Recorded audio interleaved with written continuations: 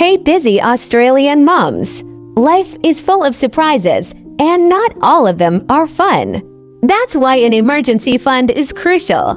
It's your financial safety net for unexpected expenses. So, what is an emergency fund? It's money you set aside for unforeseen expenses like medical bills, car repairs, or sudden job loss. It's there to keep you afloat without going into debt.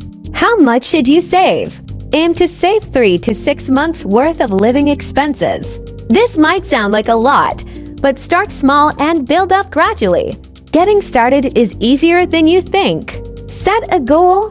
Decide how much you need to save. Start with a small, manageable goal, like $500, and increase it over time.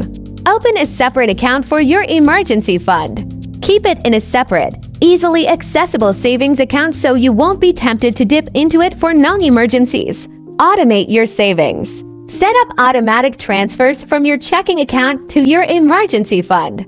Even small, regular deposits add up over time. Here are some tips to boost your fund. Cut back on extras. Look at your budget and find areas where you can cut back. Maybe fewer takeouts or subscriptions you don't use. Save windfalls. Put any extra money, like tax refunds or bonuses, straight into your emergency fund. Sell unused items. Have a garage sale or sell items online. It's a great way to declutter and boost your savings.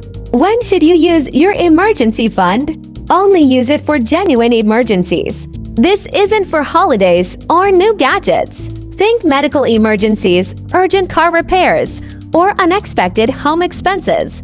And if you need to dip into your fund, make it a priority to replenish it. Go back to your saving habits until you're back to your goal. To wrap up, remember these key points. Aim for 3 to 6 months expenses. Start small and build up. Keep your funds separate and automate your savings. Boost your fund with extra windfalls and rebuild it after use. Having an emergency fund gives you peace of mind and financial security. Start building yours today, mums!